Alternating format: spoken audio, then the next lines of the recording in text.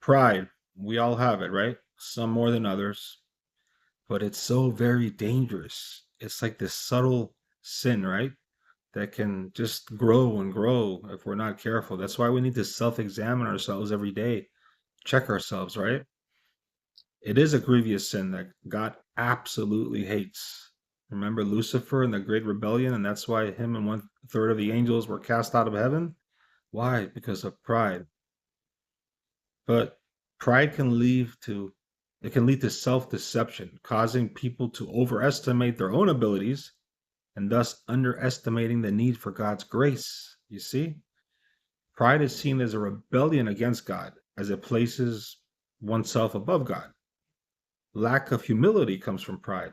And because of this, it prevents people from acknowledging their own faults or owning up to their own faults and thus seeking God's forgiveness. Prideful people also often look down on others, right? They viewing them as less worthy. And this is pretty much contempt of others, right? Or having contempt for others.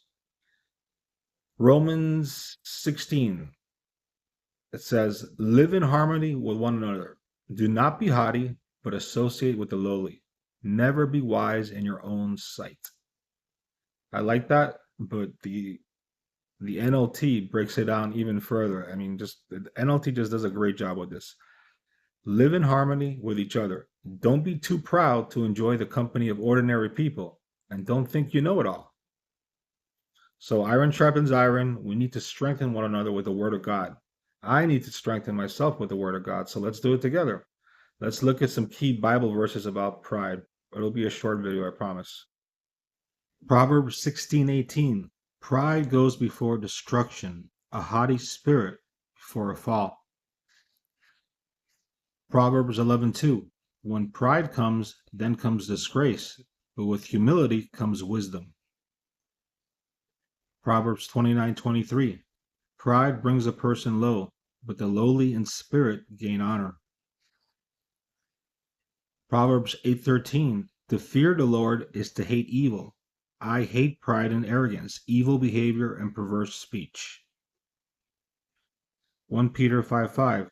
In the same way, you who are younger, submit yourselves to your elders, all of you. Clothe yourselves with humility, because God opposes the proud, but gives grace to the humble. Philippians 2:3.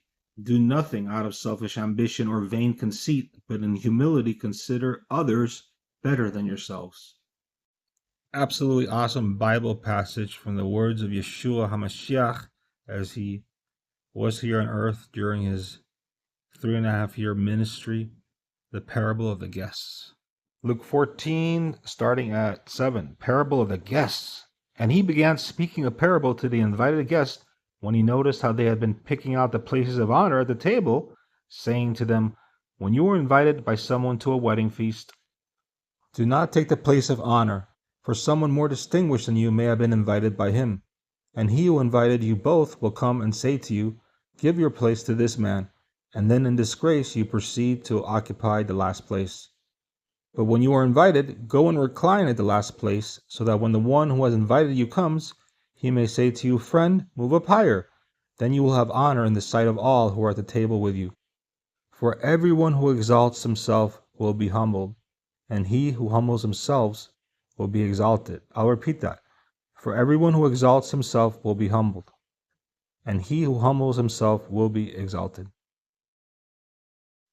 I wanted to add it, don't let anyone seize your crown. I see and have experienced an increase in people just losing faith in this sound and true biblical doctrine about the rapture. Keep waiting for that appointed time.